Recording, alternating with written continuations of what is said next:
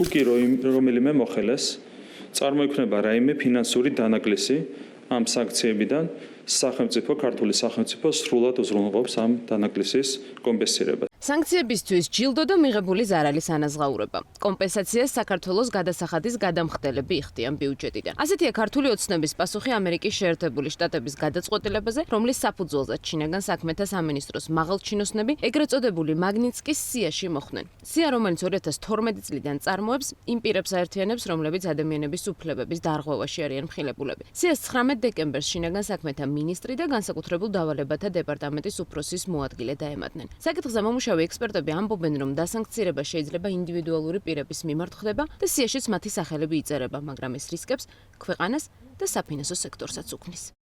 შეგვიძლია ჩვენ ვივარაუდოთ, რომ ეს იყო ერთგვარი სიგნალი როგორც მათ ზემოთ ყოფი ადამიანებისთვის, ასევე მათ დაქვემდებარებაში ყოფი ადამიანებისთვის, იმიტომ რომ ამ სიაში ყოფი ადამიანი პრაქტიკულად კეთროვანი ხდება, არ შეიძლება მასთან არანაირი ბიზნეს საქმიანობის დაჭერა,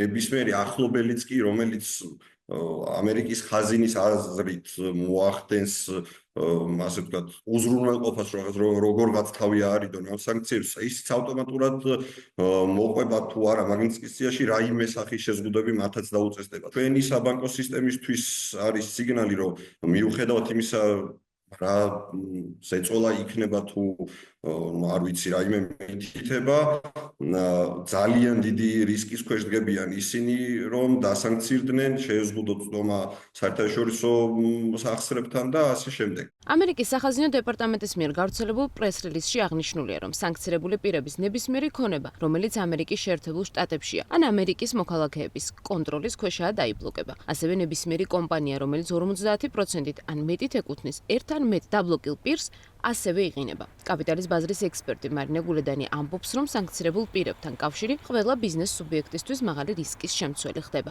მათ შორის ბანკებისთვის, რომლებსაც საერთაშორისო სანქციების აღსრულება მოუწევთ, რადგან წინააღმდეგ შემთხვევაში დასანქცირების რისკი მათთვისაც რეალური ხდება. საერთაშორისო ბანკებს და დიდ ბანკებს გაუჩნდებათ ეჭვი და შიში იმისა, რომ კონკრეტული ბანკი ადგილზე თქვათ არღვევს რომელიღაც სანქციას, რაც იმას ნიშნავს, რომ ავტომატურად თვითონაც დასანქცირდება. ამიტომ თავის დაზღვევის მიზნით გარკვეულმა ესეთმა მოთამაშეებმა დიდი ალბათობით თავი უნდა შეიკავონ თანამშრომლობისგან ხო ჩვენს ბანკებთან. ამიტომ ეს სანქცია ერთი მხრივ არის პიროვნული და მიმართული, თქვათ სიაში მოხდილი პირის მიმართ, მაგრამ ძალიან დიდ ზიანს აყენებს ზოგადად ქვეყანას და მის ფინანსურ სისტემას და ჩვენი ფინანსური სისტემა არის ყველაზე დიდი მამოძრავებელი ზოგადად ეკონომიკის და აი ესეთი მუდმივი დარტყმები, რომლებიც ამ სისტემამ მიიღო თვეების განმავლობაში ბოლო პერიოდში, არის სასტიკად დამაზიანებელი. და თან ტემპი თვითონ რა ტემპითაც ეს დაზიანება მიმდინარეობს უკვე აჩქარებულია.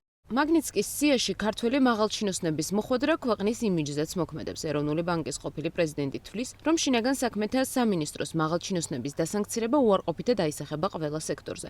მათ შორის დარტყმას საქართველოს ისედაც დაზიანებულ საინვესტიციო გარემოს მიაყენებს, რადგან გიორგი ქადაგიძის შეფასებით ინვესტორები საქართველოში შემოსვლისგან თავს შეიკავებენ. მაგნიტსკის სია არის ფაქტიურად კეთროვანთა სია დასავლური სამყაროსთვის იმ ადამიანების, ვინც ბრალდებული არის ადამიანების წამებაში, ცემაში, ხელყოფაში, ადამიანის უფლებების და ასე შემდეგ. აი ესეთ სიაში დაიმკვიდრა საკუთარი ადგილი საქართველოს, რომლის ძალოვანი უწყებები, ეგრეთ წოდებული ძალოვანი უწყებების მაღალჩინოსნები არიან მაგნიტსკის სიაში, ამ ქვეყანაში არავინ ნორმალური და ეთიკური სტანდარტის არ ჩამოვა, არავინ არ ჩამოვა ისეთი, ვინც ფულს ჩადებს და დაასაქმებს ევროპული ხელფასით, ევროპული სოციალური უზრუნველყოფით, ევროპული შრომის სტანდარტით.